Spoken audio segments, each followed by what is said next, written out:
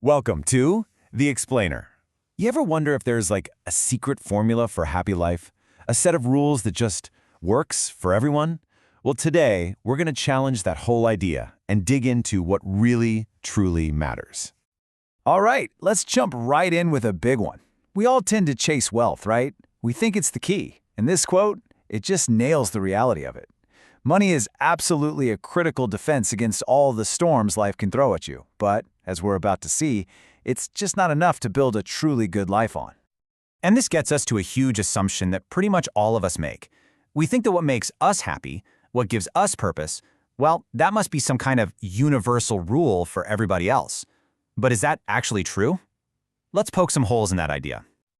So, think about this. In a lot of Western cultures, if you're living with your parents in your 40s, it might be seen as, falling behind.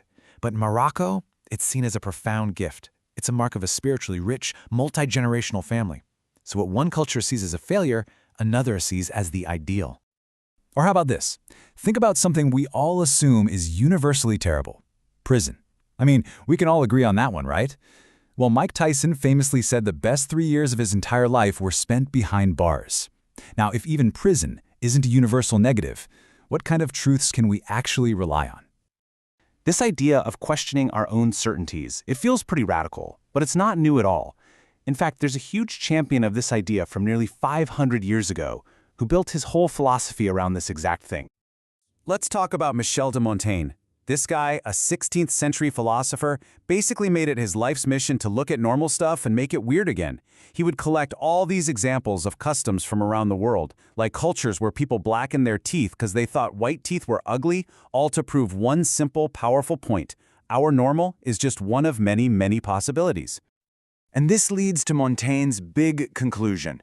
We have to hold our beliefs lightly. Because if nothing is absolutely certain, then we can't be dogmatic.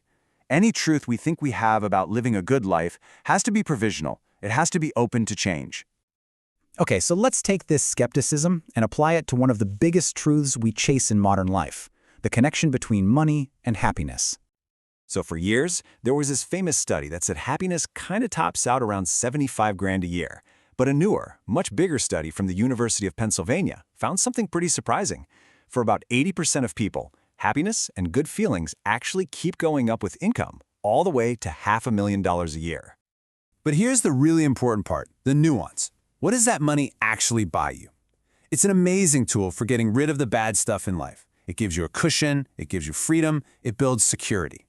But it's way less effective at creating the good stuff, things like inner peace, real hope, or a deep sense of purpose. Bottom line, it removes suffering way better than it creates joy.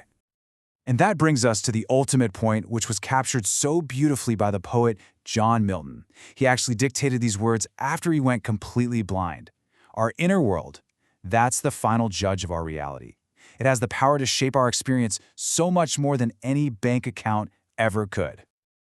So, if there's no universal formula for happiness, no one-size-fits-all map, then how are we supposed to navigate life?